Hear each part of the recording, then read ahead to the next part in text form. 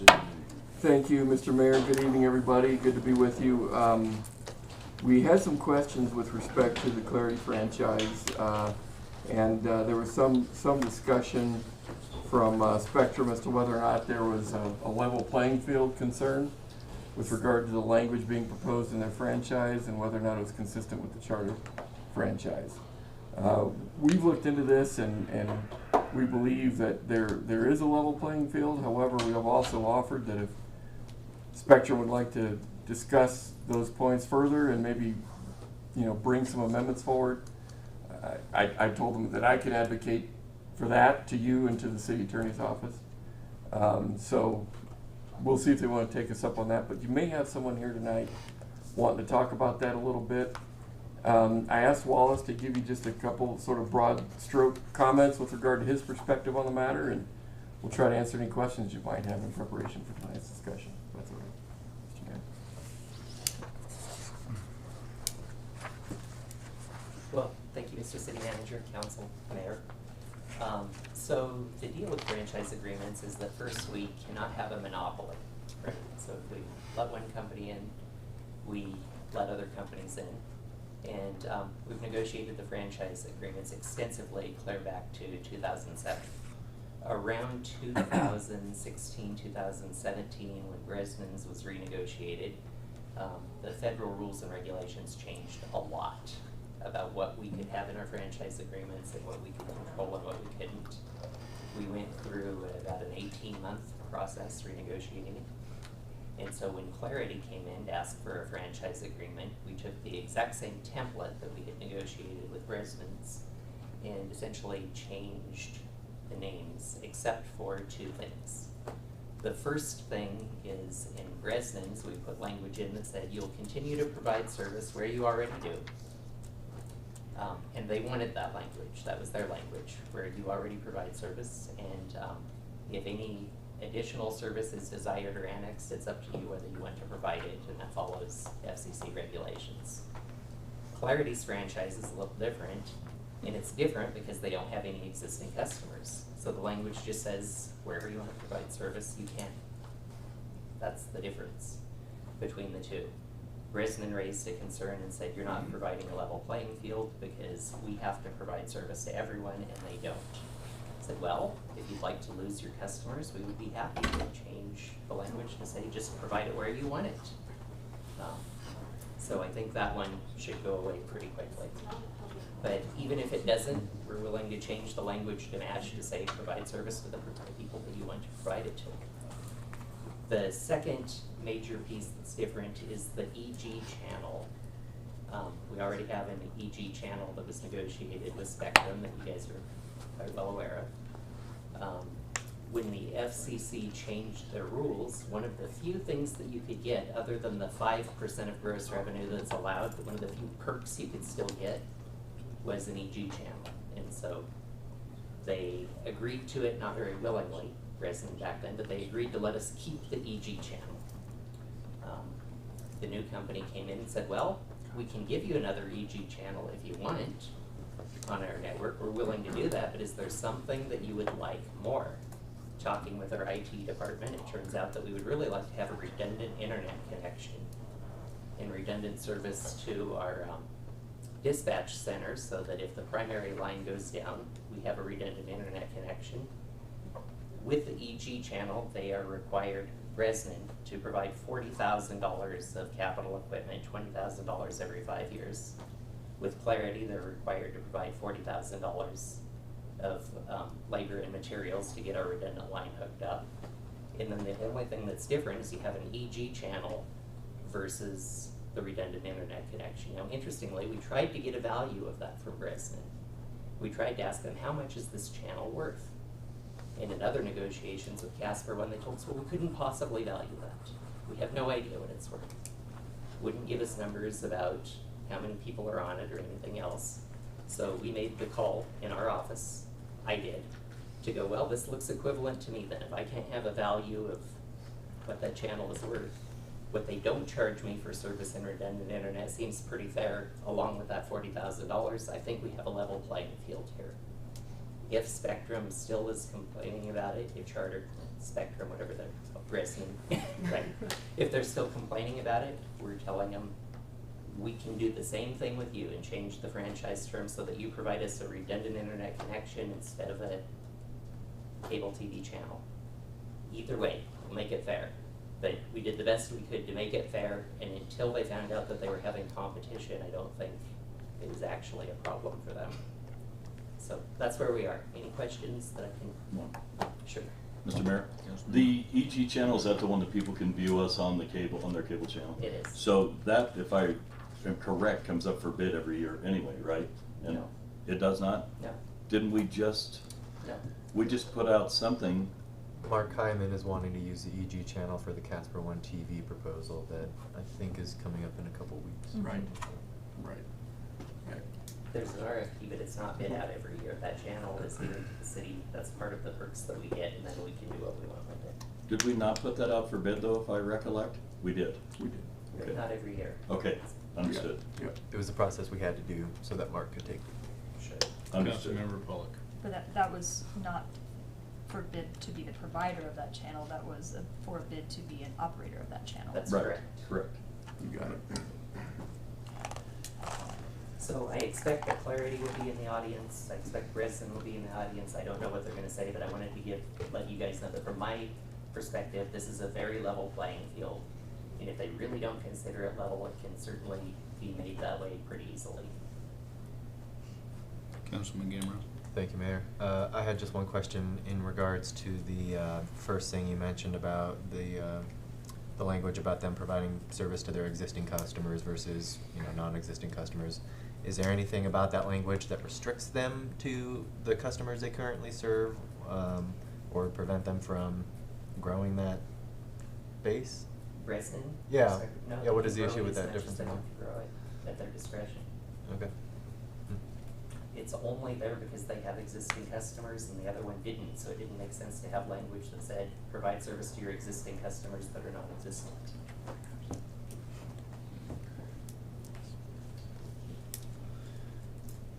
Okay, Okay. thank you. Anything else on No, sir. that? Okay, we'll move on to sole source purchase tasers. Thank you, Mr. Mayor. You probably noticed in your packet a agenda item that requests a larger than normal taser purchase from a single source provider. We typically like to bring those sole source requests to your attention. It does require council blessing, if you will, to make it happen. And so I asked the chief to give you kind of a heads up as to what that is in case you had any questions, and we could hopefully answer those for you tonight. Chief? Mr. Mayor. Council, so Taser, Axon, the Axon company, which is formerly Taser, they're the only game in town when it comes to these less lethal operations. There is no other provider out there that provides the same continuity of services, the same reputation, and the same court survivability of the Axon company. The Proforce company through which we are contracting on this contract is their authorized provider. What's unique about this is if we were to purchase 35 tasers, that would be at a huge cost up front to us, and so we're electing to attack this from a 5-year vantage point. So this contract that is before you, pretty much there is no other source, hence the sole source. However, the pricing is at GSA pricing, so it would qualify outright on that. But the benefit of the contract is that instead of us paying the $80 per cartridge, the cartridges come with it, the training cartridges come with it, so as we have to do our mandatory qualifications every year, those training cartridges, it adds up. And in addition to this is the service and maintenance and guarantee of them. If we drop one in the river, they mail us a new one. If they upgrade their product during this contract time period, then we get the new product. Axon, the Axon company, that is they're the ones that have piloted this thing that has now become nationwide. They have planned obsolescence, and so our current tasers, the X26, will no longer be serviced. They won't sell us parts for them, they won't sell service, and they won't guarantee them anymore. And so they kind of force us into this habit of having to re-up on their product every so often. So the reality is we use these tasers. They have saved plenty of lives here in Casper, but it's an expensive product. By doing this, we're getting $35 up front, and we're doing this on a 5-year installment, renegotiable at the end of it. These tasers become ours at the end of this agreement, but everybody in the room probably needs to understand by then they will be obsolete. They will have a Taser 8, model number 8 by then, and we'll be, so we're going to continue to use our X26s. We are now. They're already obsolete, and when we have an inventory of those that we're issuing out, but they cannot. So the ones that we have, they're dying, and they cannot be replaced without doing this. So the tool is an effective tool of law enforcement. It gets a lot of attention in the media, but we have had 2 examples this year where absolutely, without question, the officers were justified in using lethal force, but the officers were able to tactically get in a position of advantage where they were able to deploy these electronic control devices and absolutely save people's lives with it. And that has happened just twice in the last couple of months. So we would recommend to council that you approve the sole source purchase of this valuable tool that we use frequently in the city of Casper. And I would be available for any questions. Councilmember Paul. I think my question might be more for Carter, but I'm not totally sure. Just on the nature of what a sole source purchase is and the particulars of that process compared to like some sort of normal purchasing process. Mr. Mayor, thank you for the question, Councilmember. The uniqueness of this type of an approach is that we don't go out for some level of competitive bid, and accordingly, we feel it very appropriate to come to let you know that there's a reason, if you will, that we did not go through a competitive bid process for a particular purchase.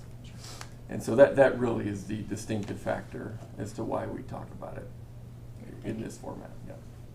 Chief?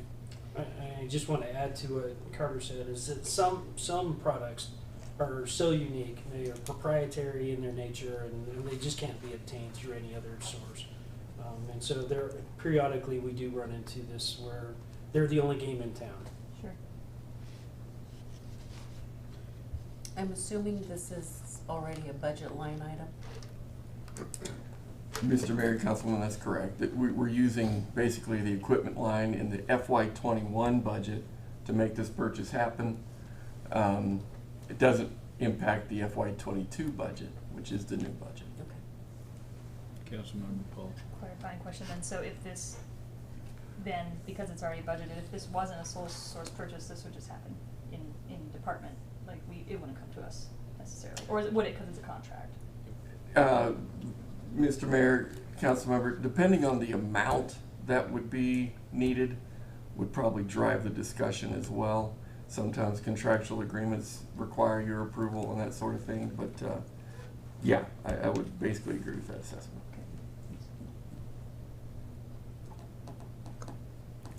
Okay. Next.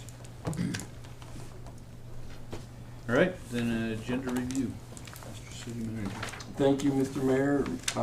Members of the council, obviously tonight is an important night in the budget process, if you will, in that we're seeking your approval for the fiscal year 22 budget. We also, of course, have the fiscal year 21 final amendment that closes out fiscal year 21 and ushers in fiscal year 22. Councilman Gamroth had some questions pertaining to other items on the agenda for tonight, and if it's okay if I put you on the spot for that, Councilman? Sure. So I simply asked, and I imagine Andrew will be the one to fill us in, but I just asked how we prioritize certain road projects. I had a specific question about the events drive, because I noticed in that memo, which is page 155, page 155 of our packet this week. There's no justification as there is on page 170 for a similar type project. So me, just always being the seeker of information, was just looking for more information on how we prioritize projects, and maybe this one in particular, why it rose to the top of the list. Mayor, Councilman, when you look at pavement preservation, we have techniques. You look at chip seals and slurry seals, and you start looking at thin overlays, wearing courses, thick overlays, what we refer to as a mill and fill, all the way to reconstruction. If we can keep a pavement in fair to good condition with what you see here is a wearing course thin overlay, which is what we're proposing on Bench Drive and downtown, we can save money from having to reconstruct the pavement at the tail end. So the justification is going to be very similar to what you saw for downtown and Centennial Hills Boulevard. Centennial Hills Boulevard, if you've driven out there, that is beyond a thin overlay. So that is going to be what we refer to as a mill and fill or mill and overlay, because that pavement can no longer support a thin overlay. So it's the same justification, just wasn't put in the memo, but we'll make sure we do a better job on that in the future. You know, we can preserve a payment, let's say for $1, and we have to reconstruct, it's going to cost 8 to 10 times that. Sure. Does that help? Yeah, my question, no, that explains it. Why some roads that are maybe in not as bad as condition are higher up the list, it's a cost savings. You know, that makes total sense. Thank you. Absolutely.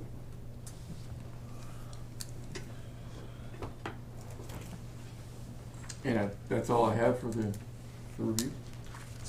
Question, Councilman Now. please. I was approached at my home, and I'm not sure where to go with this, but it's concerning our leash law for dogs. There were some folks that took their animals out to some pond here in town to swim the dogs, and were told if they didn't get their dog on a leash, they were going to ticket them. And the guy said, well, I can't swim my dog on a leash. He said, then you don't get to swim your dog. And the guy's like, I've been doing this for 25 years here.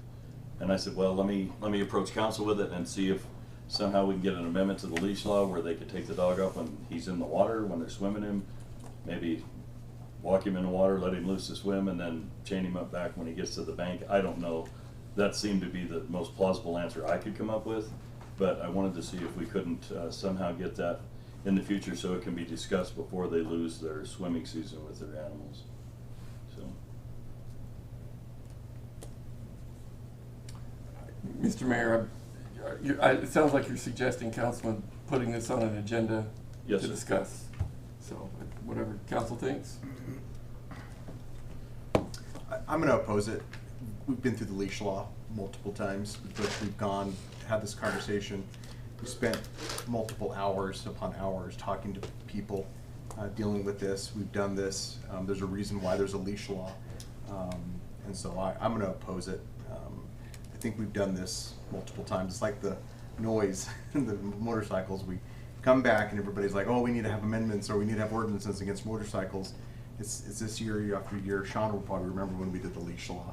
I can't even remember how long we spent on revising it and revising it and talking about it. And I think that it was well done then, and I think the ordinances do well. So that's kind of where I'm at.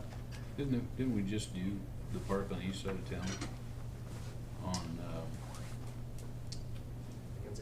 what street is it on? Right behind Rocky Mountain Oncology. Oncology, and there's a, Horizon. that's a. Horizon Park. There's a That's it. dog park It's a there. dog park where you could swim them off. Yeah, leash. with, yeah. Morad is- Morad has. Morad is off leash. It's swimming. Well, river. that seems completely reasonable in itself then. They have places they can go just because it's not the place they want to go. Understood. I think, isn't McKenzie the same way? I think They're on so. Bryant Stock Trail? Yeah. Yes. Yes, Well, there's I'll reach three. back out to them and let them know there are places in town that they can do that then, that I was unaware of, so. Yeah.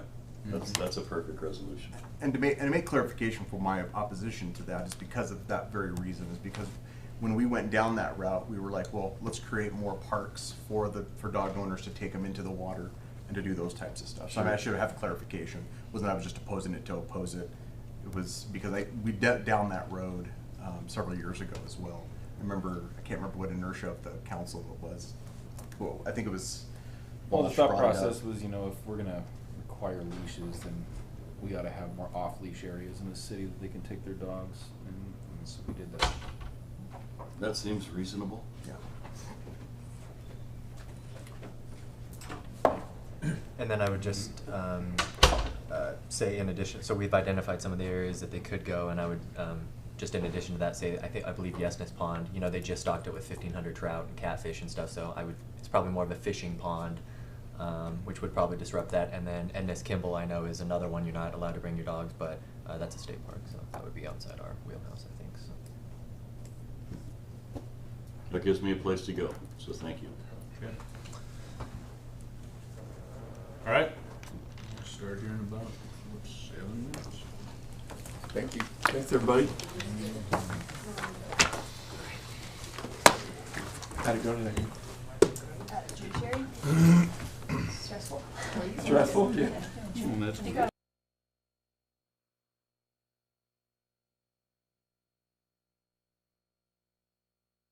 We begin this evening, I'd like to remind everyone to silence their cell phones at this time, and I now call the June 15th, 2021 regular council meeting to order.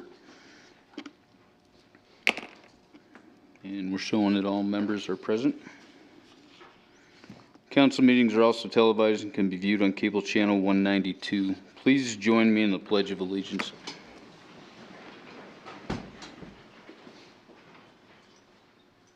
Pledge allegiance to the flag of the United States of America and to the republic for which it stands, one nation, under God, indivisible, with liberty and justice for all. Thank you. The chair would entertain a motion to approve by minute action the minutes of the May 25th, 2021 special council meeting as published in Casper Star Tribune on June 2nd, 2021. So moved. Second. Moved by Councilman Nell, second by Councilwoman Lutz. Any amendments? Please cast your vote. And please record the vote. All members voting aye. Motion passed. Chair would entertain a motion to approve by minute action the minutes of the June 1st, 2021 regular council meeting as published in Casper Star Tribune on June 9th, 2021. So moved. Second. Moved by Councilman Nell, second by Councilman Cathy. Any amendments? Please cast your vote. And please record the vote. With the abstention of Councilmember Pollock noted, motion passed. The chair would entertain a motion to approve by minute action the minutes of the June 1st, 2021 executive session. So moved.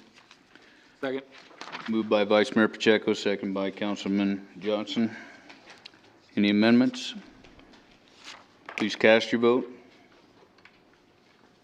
And please record the vote. With the abstention of Councilmember Pollock noted, motion passed. Chair would entertain a motion to approve by minute action the June 15th, 2021 bills and claims as audited by City Manager Napier. So moved. Second. Moved by Councilmember Pollock, second by Councilwoman Ingebretson. Any abstentions? Please cast your vote. Please record the vote. All members voting aye. Motion passed. We would like to welcome Tom McCarthy of Town Square Media and Lemony here tonight. Please come forward and tell me more about Lemonade Day.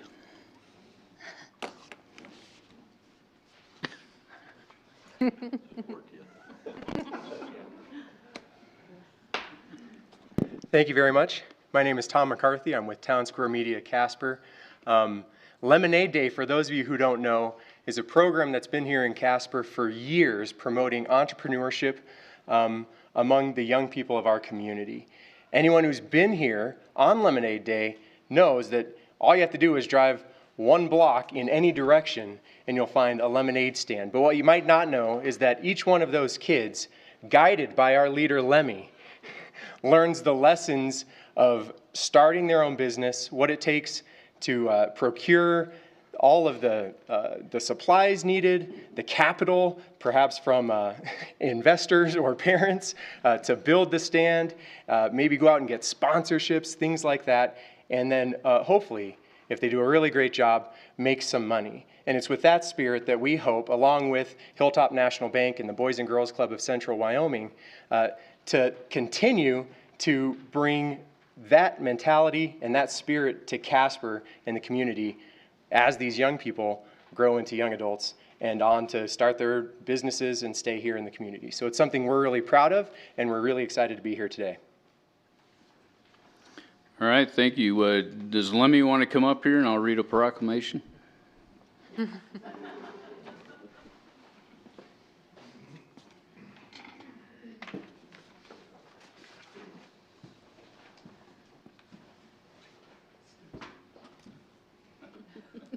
your step? All right, whereas Lemonade Day is a free community-wide educational event providing children with the opportunity to learn and apply entrepreneurial thinking and create a foundation for success in the global economy. And whereas Lemonade Day exists to infuse today's youth with the spirit of enterprise, teaching the basic business and entrepreneurial skills necessary to become successful contributing members of their communities. And whereas Lemonade Day has a core philosophy of spend, save, and share that is implemented by teaching children how to start, own, and operate a business, learn goal setting, develop a business plan, establish a budget, seek investors, provide community service, and give back to the community. And whereas Lemonade Day offers opportunities for families, businesses, schools, youth organizations, faith-based communities, neighborhoods, institutions of higher learning, and government agencies to unite for a common purpose, to train the next generation of entrepreneurs. And whereas Lemonade Day is an event that demonstrates to young people at Casper that they are important and citizens care about their future. Now therefore, I, Stephen K. Friel, Mayor of the City of Casper, Wyoming, do hereby proclaim Saturday, July 10th, 2021 as Lemonade Day in Casper, and urge the members of our community to support and commend the organizers, volunteers, and participants of this entrepreneurial endeavor. Thanks.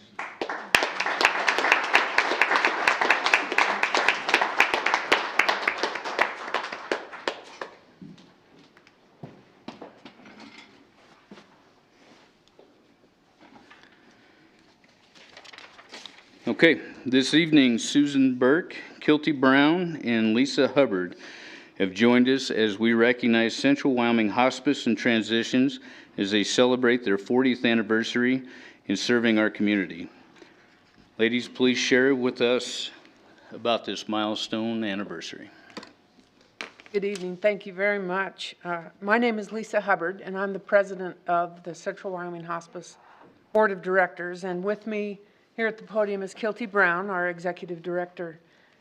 Central Wyoming Hospice and Transitions grew out of the passionate volunteers and physicians who are searching for a better way to care for our community members, your family members, friends, neighbors, anyone who was going through their end-of-life journeys.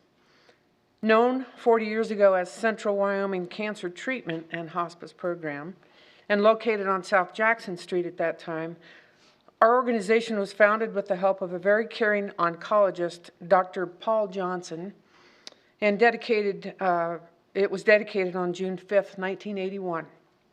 Since then, we've grown our program, moved a few blocks away from our original location, and we've expanded our campus on South Wilson Street to almost an entire block's worth of property.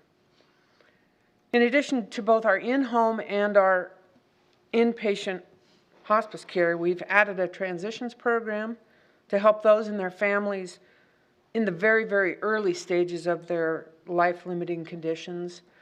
And we provide an extensive grief care program to our entire community. Both of these at no charge to anyone who needs it.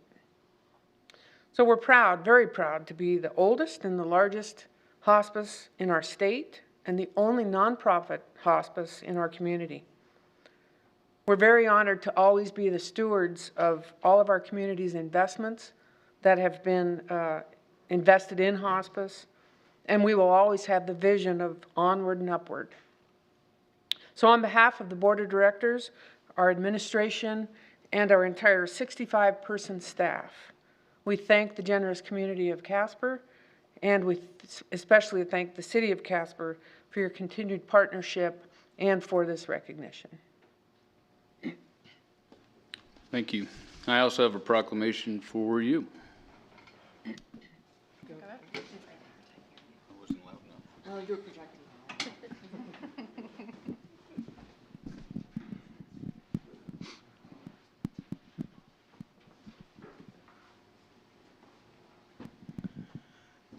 Okay, a proclamation that says, whereas Central Wyoming Hospice and Transitions is celebrating 40 years in providing the highest quality of care to thousands of Wyoming families, including more than 500 families in 2020, and bring comfort, love, and respect for Wyoming patients and their families. And whereas the professional Central Wyoming Hospice physicians, nurses, social workers, grief counselors, health aides, and clergy believe in the essential dignity of every person, regardless of age, health, or social status, and that every stage of human life deserves to be treated with the utmost respect and compassionate care, and they make the wishes of each patient and family a priority. And whereas 1 in 4 dying Americans is a veteran in need of special services, which Central Wyoming Hospice provides through the National We Honor Veterans program to recognize the unique needs of veterans and their families. And whereas since 1981, Central Wyoming Hospice and Transitions has helped people learn more about their options of care and how to share their wishes with their family, loved ones, and healthcare professionals. Now, therefore, I, Stephen Friel, Mayor of the City of Casper, do hereby proclaim the month of June 2021 as Central Wyoming Hospice and Transition Month and encourage our citizens to increase their understanding and awareness of care at the end of life and to observe this month with appropriate activities and programs. Thank you. Very much.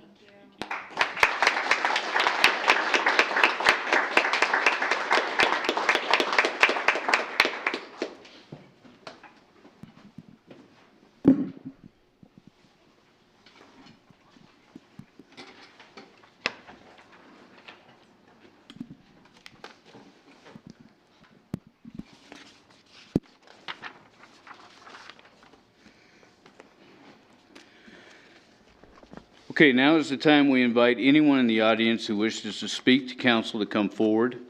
As stated on the first page of the agenda, we ask the following.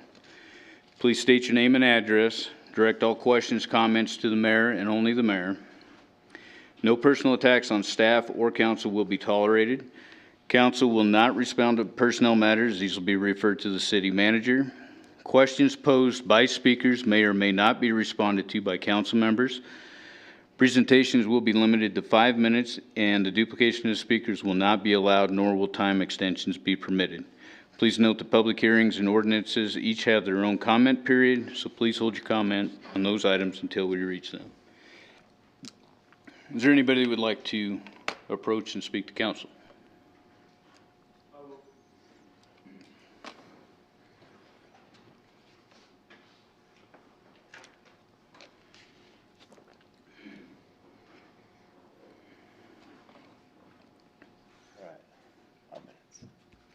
Okay, so for those of you who don't know me, let me take off my hat. My name is Craig Burns. I'm the current president of the Fraternal Order of Police, the Wyoming Lodge Number 6. It's comprised of active as well as retired Casper police officers. The reason myself and several of my co-workers were here was just basically to try to gain some clarity as to our current pay situation within the city. I did meet, Mr. Napier was gracious enough to meet with me last week. He discussed some of that with me there. I then disseminated that information to the lodge. The lodge then, I believe, reached out to several of you, and there seemed to be some sort of disconnect as to our current pay situation when it comes to July 1 and the freeze. Several of my lodge members were told that under some of your impressions, we were supposedly unfrozen December of 2020, which I can assure you is not the case. So I didn't know if any of you had any sort of clarity or what you know of the situation that you can tell me that then again I can tell. There's a lot of us right now that wanted to be here that are obviously out on the streets working. And those of us who are here had to kind of run home and quick change out of uniform to be here. So we were just hoping to get some sort of answer from someone. Mr. City Manager.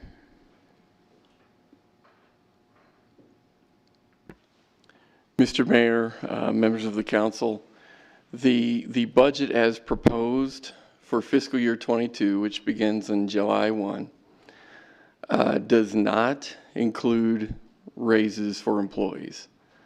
It does include other benefits as it relates to employees, and I would suggest are, small improvements relating to other benefits, but it does not include raises. Now, one of the things that council agreed to was to allow me to come back to you later in the fiscal year to discuss the possibility of raises, particularly pending financial information that would support such a thing, or at least the outlook that would support such a thing. And I certainly plan to do that. Are the employees still frozen as of July 1st? There are no raises proposed in starting July 1. And so while there will be some employees that get raises, particularly those that come into the Graves plan as we implement that plan, and there are other raises being had as it relates to promotions and certifications and advancements and so on. So from the standpoint of calling it a freeze, I would disagree with that term. But in terms of, employee-wide raises, that is not being proposed. And I think that's some of the disconnect we have at the police department. So when we got hired, we were given a pay scale. Okay, and on our anniversary, we get our next step on that scale. That's why we call it a freeze, is because since 2017, we've been frozen twice now. We understood last year during the pandemic, that was a necessary thing that had to be done. And now, I don't know if anyone told you, but we're out of the pandemic. So we're all wondering when this is gonna end, because right now is a unique time to be a cop. I'm saying that as positively as I can say it. We do have people on the coast right now that are looking at red states to come work because they don't want to work there anymore. I had a gentleman from King County, Washington yesterday in my car doing a ride along, wanting to know if Casper is a good place to bring his family. He doesn't want to live in Seattle anymore. We go to the jail on a DUI. We get to the jail and the deputies are like, oh, you're a ride along? Why don't you come work for us? You'll have to work in the jail for 2 years, but you won't be frozen. So that's the type of recruiting that we have to deal with. So I just think it's a unique opportunity. There's a lot of, and I'm just talking strictly from a recruiting standpoint, there's a lot of free agents out there, a lot of cops that don't have any baggage, that aren't a problem, that are just looking for a good place to live and work. And obviously I'm speaking strictly on the police side of things. But as officers, we kind of trust people at their word. We trust each other on our word. And when we got hired here, we kind of took that pay scale as a city's word. And when the pandemic happened, we got handed a gator. We got handed a neck gator, and we were told to go work. We didn't work from home. I guess in my opinion, we fulfilled our obligation. And we feel like the city should fulfill theirs. That's kind of where we're at. So. Councilman Nell. I appreciate you coming forward, and I did a ride-along about 3 weeks ago with Officer Moore, and you guys are up against a bunch, I get it. But let's be fair, jail workers don't make what patrol officers make. They may be able to get there eventually, but starting out, they're not gonna make what you're making. And secondly, I understand promises are made, and I think the intentions were meant to be good, but we're in different times, and when you were hired, I'm sure the city was in a better financial position at that time with our tax base and our minerals. Things changed, and it's up and it's down. And nobody respects our officers and the job that you do more than this council itself. And I can promise you the city manager's the same way, and if we had the money, I don't think this would be an issue. But I did want to clear up, did we not vote to give all employees a bonus on July 1? And that wasn't mentioned, but I know you guys are getting a bonus. Every employee in the city is on July 1st. And that is meant, it's meant to be our way of showing you appreciation and the fact that you haven't been given raises over a period of time. But please keep in mind, we are guided by a budget, and the amount of money coming in, it just can't be exceeded by what goes out. And I understand that, and I think that's part of the frustration is, I think Councilman Johnson kind of made a gesture when he said they don't make what we do. Hourly, they do. There are some perks within the city that they don't have, but hourly, they make what we make, and they haven't been frozen, and they all get their steps. The jail deputies there's no delineation between jail or patrol deputies. I was making 70,000 a year up there, so I mean it pays the same. I was talking about full benefit package. Yep. You will make more money as a police officer. I agree with you, and like I said, as an hourly rate, they make actually a little bit more than I do right now. At the end of the year, I make more, but I also earn it. I work a lot of overtime. So there's a lot of opportunities with the city of Casper, but we've had guys that have been here 4 and 5 years and have been frozen 75% of their career so far. And so they start to look around and ask themselves, what, am I going to be here in 15 more years? So I'm not saying there's going to be a mass exodus if we're not unfrozen, but at a certain point, it's kind of a repetitive thing that we keep going through, and it's just kind of a point of frustration for a lot of people. And we understand the climate is uncertain, and if there's some facts and figures as to why, I guess going forward, if we're going to remain unfrozen and we're going to readdress this in January or in late 2021, is there some sort of black and white number? We want to know what we have to get our pay unfrozen. Not we're going to go look at it again in December, because then we're going to be right back here and we're going to potentially be in the same situation where we just get strung along for 6-month increments. And like I say, there's recruiting and there's retention. And like I said, I've seen a lot of good cops walk through our doors to do ride-alongs right now that I haven't seen in the past. Like, it's like a renaissance. Like we've struggled to recruit. No one wants to do this job anymore. So some of our local people, they're not what they used to. Like, we have some good local talent too, but some of these guys that we have out there in the open market, it's difficult to sell them. We do one of two things. We don't tell them that we're frozen, which has happened. We have some people behind me that weren't told that and have moved here and moved their family here and weren't told that. So that's why they're here, because they're upset about it. So in those that we do tell, it's kind of a red flag. If you made one mistake, you picked a bad agency. That's why they're looking elsewhere, right? They picked a bad city. They picked a bad political climate to work in. They don't want to make the same mistake twice. So when they're looking maybe at Wyoming, they look at us, it's a red flag, Especially, I go to the jail and that's an immediate, I can't say anything to that. And what am I supposed to say? Like, yeah, man, we're frozen. I don't have an answer for you. I don't know. So. Councilmember Pollock. Thank you, Mayor, and thank you for being here tonight and for your comments. I have a question for Mr. Napier. In the Graves model, I'm trying to remember all the details. I know that conversation was kind of recent, but I may have forgotten some details. I believe that the model used for the police department is different than the model that is being proposed to use for the for other city employees, and it does continue on that step program, if I'm remembering correctly. I'm wondering if you can remind us of some details of that, and also remind us of where that conversation's at, when that transition happens. Did we, in fact, decide to implement that again for police officers? And if we did, when does that start? Mr. Mayor, council member, I am struggling a little because I didn't know this conversation was going to happen tonight.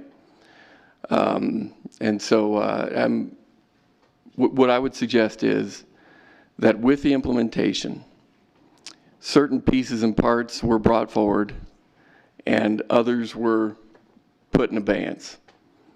First of all, as it relates to the parts pertaining to employees throughout the organization who are off market and below market and whatever, some of those costs would be used to bring those folks into step with market. So we have that, most of which are in the police department. We also have the costs associated with bringing the retirement contributions on behalf of the police department higher. We hope to do, with the passage of this budget, an additional %, and then I would propose an additional % in the next budget year in order to come in closer to market.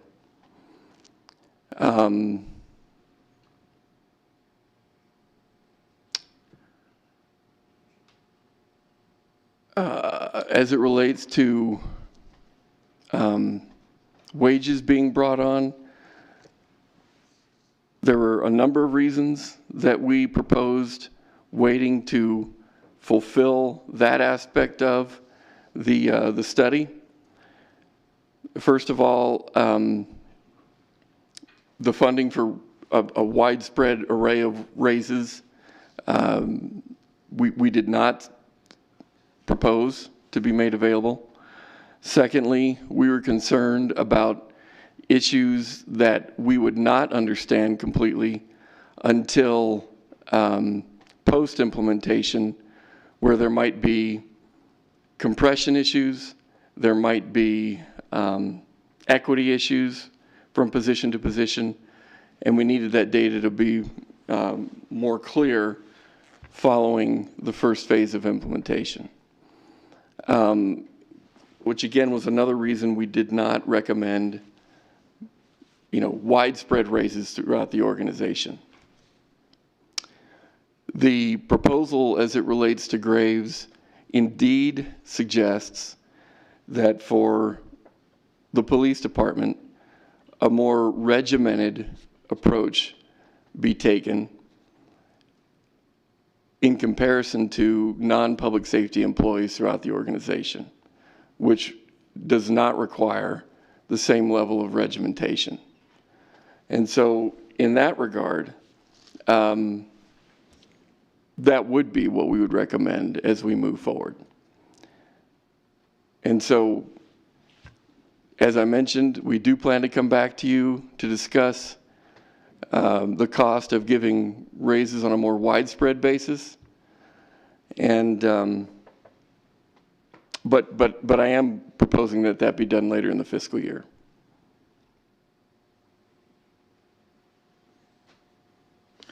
Councilwoman Ingebretson. To my recollection, we had discussed about revisiting their wage increases possibly in November of this year. Is that correct? Mr. Mayor, Councilwoman, that is correct. Yeah.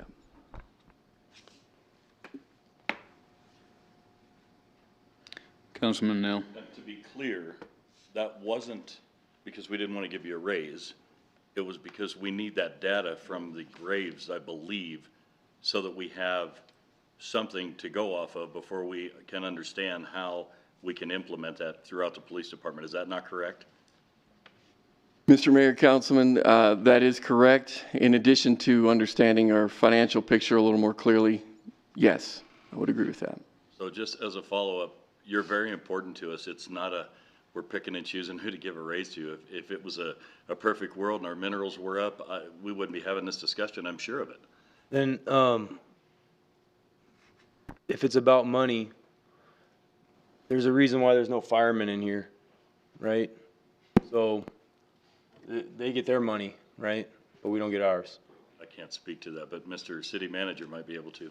Okay. I think that's a completely different. I mean, it's 2 words. It's called collective bargaining. We don't have it. That's why I'm standing here and not in meetings with him discussing it. He's been gracious enough to meet with me, and I'm very thankful for that. That's on him. He's the one that reaches out to me, and we've had some great discussions, and we've made some progress. It's just like I say, it's my responsibility to speak for the lodge. And when I sent, I had met with him last week. I sent that information out, and it was very discouraging. And part of it was on me because I had also met with Mr. Napier in February, and I guess maybe I misinterpreted the meeting, but it was very optimistic. And I was showing a chart and a graph, and everything was like, yep, everything's going great. And then when I meet last week, there hasn't even been a plan to implement. I mean, we have a pay scale, but when I asked basic questions on implementation, and Ms. Belzer was there as well, there was no plan. And so that was a real point of frustration, because it wasn't as if this was seriously discussed, because if it was seriously discussed, there would be a plan of implementation to know how much it's gonna cost, and that hadn't been done. So, and then she made it seem like the 6 months between now and the end of the year is even a stretch as to her being able to implement something like that. And so us, like I say, it's very discouraging.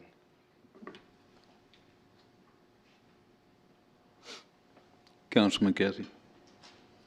I know I'm gonna make everybody in here mad, and particularly you and the police department. But basically, we don't have 2014 money. And there are people that have worked in the mining businesses since 2014 that have been laid off, don't have jobs, still don't have jobs, have been hired back, laid off again.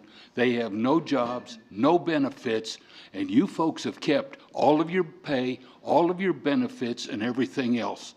And I actually not guess true. I would be really thankful if I had a job right now. And my son was one of those, married, 2 kids, trying to raise a family, was laid off twice in the last 2 years, and now he's driving a truck with no benefits.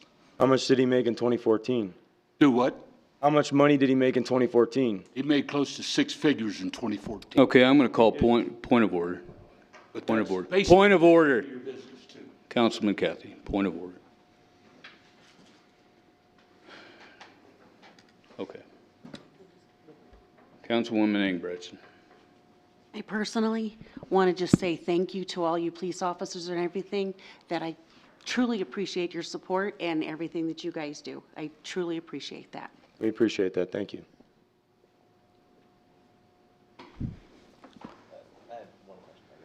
Councilman Gambrell. Sorry, I'm a bit lost. This is all over my head. But I am curious, you know, if we're speaking intentions here today, and it sounds like there's some concerns on, you know, from the fraternal order about, you know, promises made and not kept in the past. Is there anything in the way of assurances we can provide? You know, they're looking for something a little more black and white. Is there anything in the way of an assurance we can provide that, you know, I know it's difficult to estimate our sales tax over the coming year and whatnot, but I'd love to have something a little more firm than just kind of leaving this as just kind of an open wound or whatever it may be. Thank you. What I would suggest, if I can, Mr. City Manager, is that we set up a meeting, if we can. Mr. Burns, Vice Mayor, and myself, and let's sit down and have a discussion about this. I don't think this is really the forum to do it in, and things are going to get a little bit more heated here, I think, as we go. So I would ask that we do that, and we do that in short order if we could, if that's appropriate. Yeah, Mr. Mayor, Council, again, I'm feeling a little flat-footed because it wasn't noticed to me that we were going to have a bunch of police officers come here tonight and have these conversations with you on the very night we need to pass our budget. Without a doubt, having conversations with the FOP is something that I've tried to do fairly routinely. I would recommend that those conversations continue, but probably at the staff level. With all due respect, I'm not sure that I would invite council into a staff discussion, if you will. But in terms of recommendations that we could prepare to bring forward, I'm pleased to do that. At this point in time, we have a $900 surplus to work with in the general fund. We've got other one-time dollars in reserves or other cash balances that we could certainly talk about if indeed you're comfortable applying one-time dollars to operational expenses of this nature.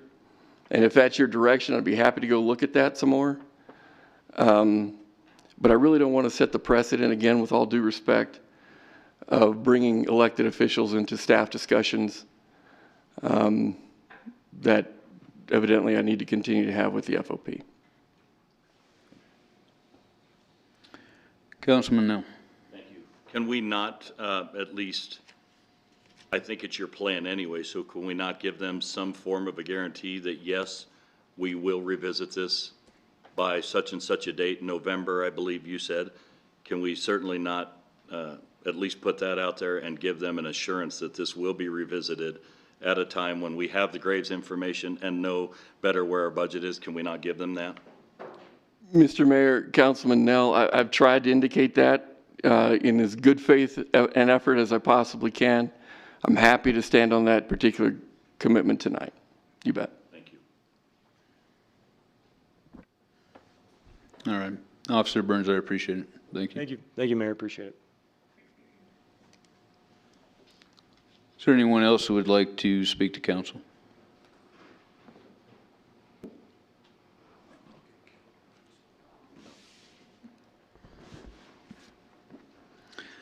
Okay, please read the consent agenda title.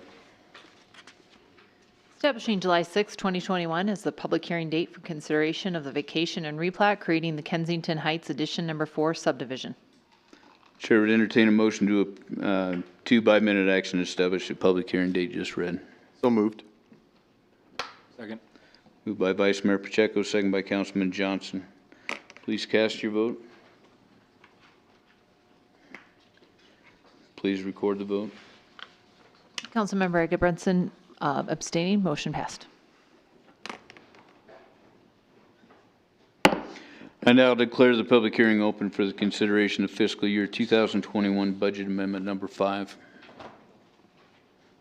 Mr. City Attorney, do you have any exhibits? Yes, Your Honor, we do. Exhibit number 1, correspondence from Jill Johnson to J. Carter Napier dated June 9th, 2021, and exhibit number 2, affidavit of publication, is published in the Casper Star Tribune dated June 3rd, 2021. That's all. Thank you. Mr. City Manager, do you have a report? I do. Thank you, Mr. Mayor, members of the council.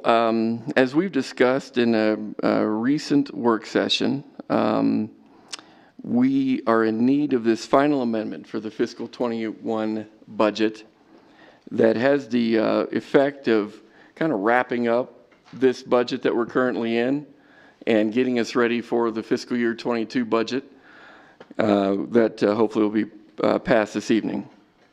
The fiscal year 21 budget had unanticipated revenues, we had unanticipated expenses, we had some areas where we need to true up some funds, we had projects that need to be rolled forward. All of those are characteristics of this particular amendment that really is not unlike final amendments that we've passed in years past. And so with that, Mr. Mayor, we certainly would recommend the passage of this $2.7 million amendment and allow us to close out fiscal year 21. Okay. Council will now listen to public comment. Public hearing comments are limited to 5 minutes and no duplication of speakers will be allowed. At this time, I would ask those individuals who wish to speak in favor of the fiscal year 2021 budget, amendment number 5, to please approach the lectern.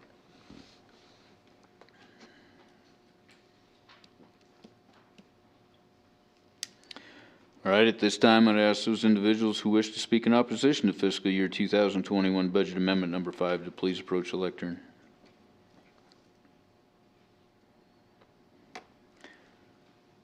There being no one to speak in favor, for, or against fiscal year 2021 budget amendment number 5, I now declare the public hearing closed. The chair would entertain a motion to, by resolution, authorize fiscal year 2021 budget amendment number 5.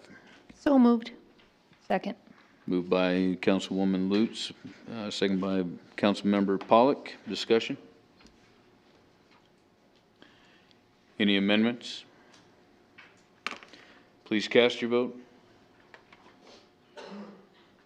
Please record the vote. With all members voting aye, motion passed.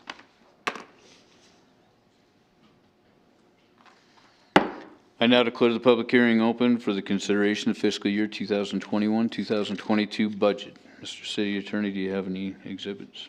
Yes, Your Honor. Exhibit number 1, correspondence from Jill Johnson to J. Carter Napier dated June 9, 2021. And exhibit number 2, affidavit of publication, is published in the Casper Star Tribune dated June 3rd, 2021. That's all. Okay. Mr. City Manager, do you have a report? Thank you, Mr. Mayor.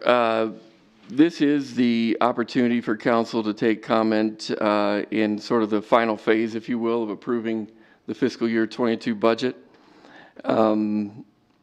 Indeed, this is a $147 million budget, 49.5 of which is dedicated to the operations of the general fund. The remainder is dedicated to operating the enterprise operations of the city's budget. Nearly 29 million would also be dedicated to capital. If you noticed in your memo, there is a disparity as it relates to expected revenue compared to expected expenditures. That's made up primarily of planned capital that would be coming out of reserves and other fund balances that we have discussed several times throughout the last, I'd say 4 months or so. I would tell you that that this budget is not an aggressive budget. It's not one that ambitiously plans for lofty revenue in order to make happen. This is a budget that does propose to live within the means that we suspect will be provided by the taxpayers and ratepayers of our community. And I would say that we are fairly more optimistic in our outlook at this point in time than we were last year, which, as many of you recall, was a very discouraging year to try to plan for. And so with that, Mr. Mayor, I'd be happy to take any questions or listen to other testimony. Okay.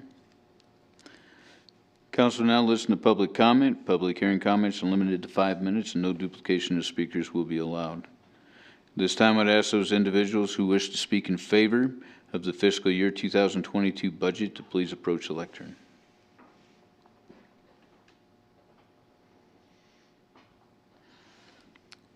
All right, at this time I'd ask those individuals who wish to speak in opposition to the fiscal year 2022 budget to please approach the lectern.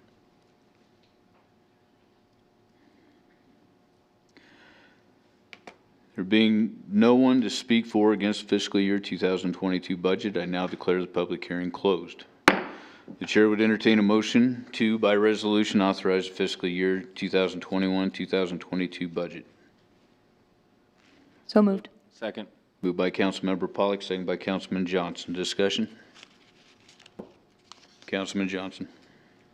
Thank you. I think Carter's kind of been a lightning rod here on a lot of things. And that comes with the job of a city manager, which is why they don't typically last more than 5 or 6 years in one place. But I will say that Carter's never done anything that we haven't asked him to do. We've asked him to balance the budget, and he's done that. He's probably the most transparent city manager that I've worked with, at least since I've been on council, and he's the third one. So I think he's done a great job. You know, we are in a pretty unique financial situation. Yes, and no, the pandemic is, but not over. We're going to continue to feel financial effects from it probably for some time. So that does mean that sometimes employees are going to have to go years without raises. You're not going to get rich working for the government, but there is a level of job security. I lived that life for a lot of years. I think I went a period of 5 to 6 years in the sheriff's office without even a COLA. And so, I mean, it's just one of those things. You're at the whim of the budget. You're at the whim of tax revenue, and it is what it is. And so I just wanted to thank Carter and his team for doing this. They did exactly what we asked them to do. And really, if there is anger or angst, it should be directed at us, because this is what we told him to do. And so I'm going to vote yes to pass this budget. Any other discussion? Any amendments? Please cast your vote.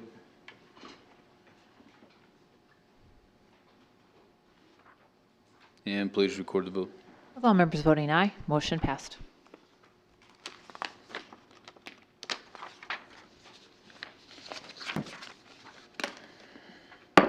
I now declare the public hearing open for the consideration of issuance of limited retail liquor license number 12. Mr. City Attorney, do you have any exhibits? Yes, Mr. Mayor. Exhibit number 1, correspondence from Fleur Trammell to J. Carter Napier dated June 2nd, 2021. Exhibit number 2, affidavit of publication, is published in the Casper Star Tribune dated June 8th, 2021. Exhibit number 3, affidavit of website publication, is published on the City of Casper website dated June 3rd, 2021. Exhibit number 4, affidavit of notice of conspicuous posting pursuant to Wyoming Statute Section 124104A, is posted at 2125 CY Avenue, number 101, dated June 3rd, 2021. And finally, exhibit number 5, liquor license application filed May 17th, 2021. Thank you. Mr. City Manager? Thank you, Mr. Mayor. Members of the council, this is not unlike a number of liquor licenses that are out there right now that have been distributed by the council in the past pertaining to similar lodges and clubs. In this particular case, obviously, this is the Oddfellows organization that is looking for their opportunity to provide alcohol services to their members. And we certainly would recommend favorable consideration. Council will now listen to public comment. Public hearing comments are limited to 5 minutes. No duplication of speakers will be allowed. At this time, I'd ask those individuals who wish to speak in favor of the limited retail liquor license number 12 to please approach the lectern.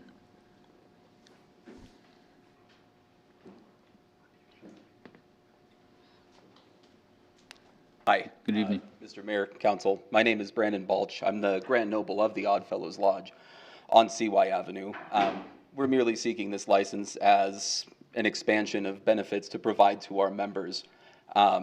Just an additional resource for them to have while they're there to enjoy their brotherhood with their fellow Oddfellows members. And thank you for your consideration. Thank you. Anybody have any questions? All right. Thank you. Thank you. Is there anyone else who wishes to speak in favor of? At this time, I'd ask those individuals who wish to speak in opposition to limited retail liquor license number 12 to please approach the lectern.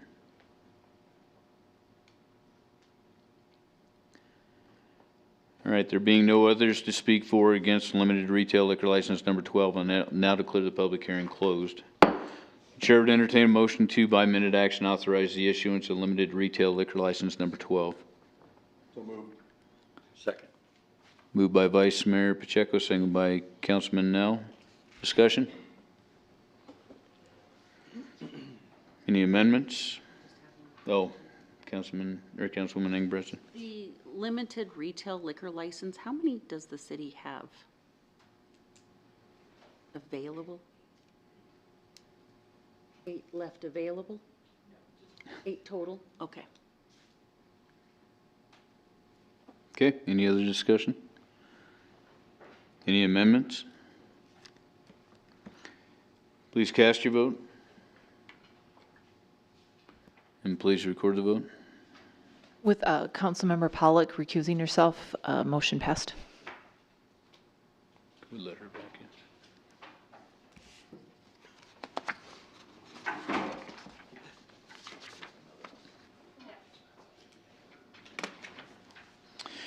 All right, please read the ordinance on third reading by title only.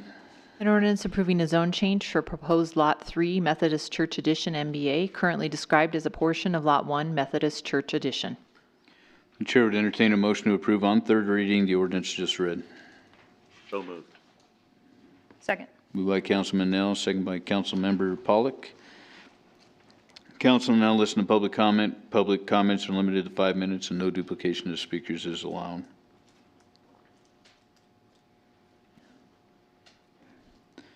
All right, discussion? Any amendments? Please cast your vote.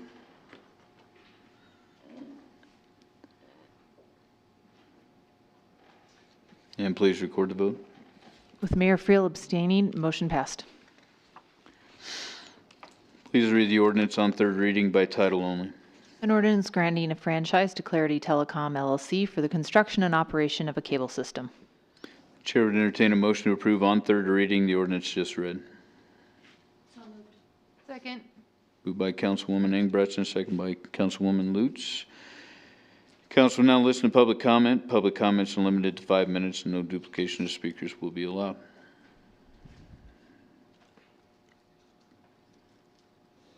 Anybody want to speak on this? All right, discussion? Any amendments? Please cast your vote. And please record the vote. With all members voting aye, motion passed. Please read the consent resolutions by title only.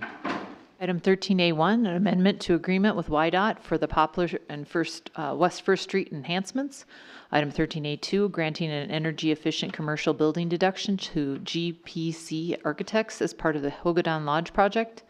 Item 13A3, an agreement with Lame LLC for the solid waste fiber optics extension. Item 13A4, an agreement with Knife River for the Events Drive improvements. Item 13A5, agreement with Crown Construction for the downtown 2nd Street and Centennial Hills Street resurfacing project.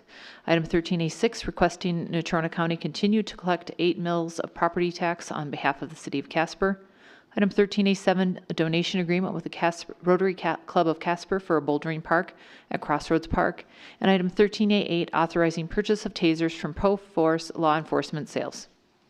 The chair would entertain a motion to approve the consent resolutions just read. So moved. Excuse me. Moved by Councilmember Pollock, second by Councilman Cathy. City Manager, would you like to make any comments on any of the items? If I could, Mr. Mayor, real quickly, 13A6, the property tax mill levy item. This is not a suggestion on the part of the council to levy a new tax or to raise taxes or anything of that sort. This is simply the formal request we have to go through for the commissioners to continue the property tax that we currently receive into the next budget year, which is something we have to do every year.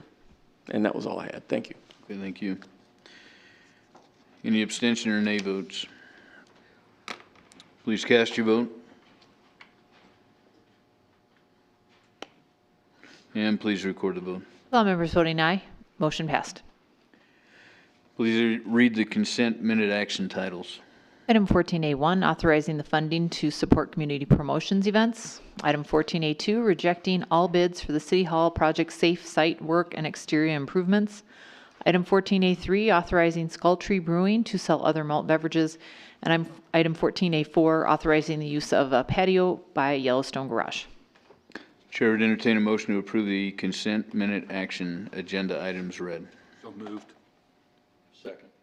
Moved by Councilman Cathy, second by Councilman Nell. Any abstention or nay votes? I'm abstaining from 14A, 3, and 4. Okay. Any other abstention or nay votes? Please cast your vote.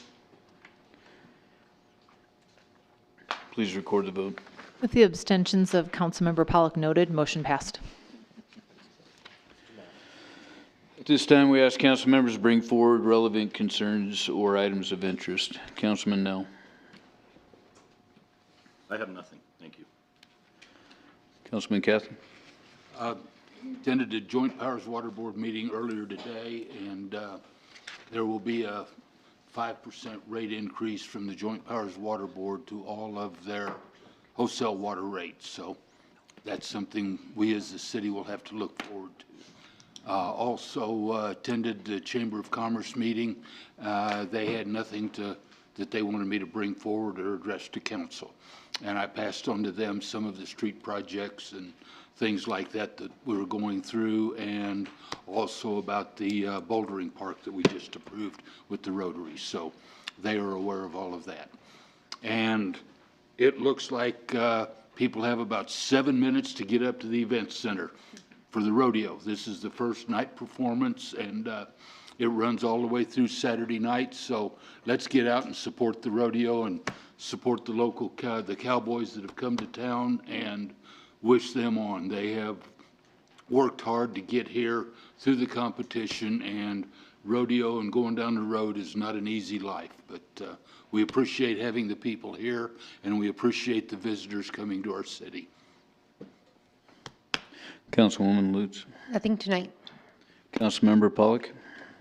Thank you.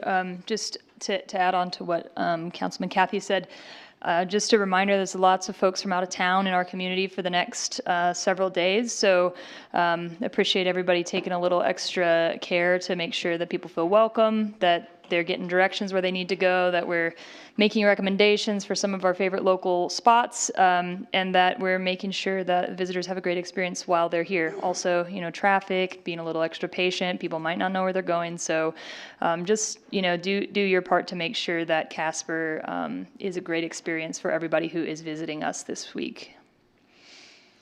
Councilwoman Ingebretson. Nothing at this time. Councilman Johnson. Nothing tonight. Councilman Gamros. Thank you, Mr. Mayor. Just a few things. It was Pride Week in Casper last week, so I just wanted to acknowledge the very hard work of everyone that was involved in organizing that, including Councilwoman Pollock. Several of us I know were at some of the activities over the course of the past week. It looked like great turnout, great events. Everything went awesome. So wanted to acknowledge their hard work. Went to 307 First. They had a dedication on Friday. They are responsible for the metal silhouettes from here to Shoshone. They've put up a few dozen of them. And so Bob Moberly, Dean Klein, and others were there dedicating some of those silhouettes to individuals in our state. So glad for the work they're doing to keep things local and promote buying, shopping, and investing locally. And then we did accept the donation of a bouldering park from Rotary Club. I'm a part of the Rotary Club of Casper, and so I'd also like to acknowledge not only their generosity with, you know, Crossroads Adventure Park is something they built back in 2007, I believe. This bouldering park is adjacent to that, so it will be in addition to the park they've already created. Me and a handful of Rotarians spent our Saturday morning and early afternoon at Crossroads Adventure Park spreading wood chip, more fall material, replacing a bridge that had been broken, replacing the tire swing, and other duties around there. So special recognition to the Rotary Club of Casper for all the work they do improving our community parks, Rotary Park, whatnot. Thank you. Vice Mayor Pacheco. Nothing tonight. Thank you. All right, I don't have anything either. The next meeting of the City Council will be a work session to be held at 4:30 p.m. Tuesday, June 22nd, 2021 in the council meeting room. And a regular council meeting to be held at 6 p.m. Tuesday, July 6, 2021 in the council chambers. Chair would entertain a motion to adjourn. So moved. Moved by Councilmember Pollock, second by Councilman Johnson. Please cast your vote. Please record the vote. All members voting aye. Motion passed.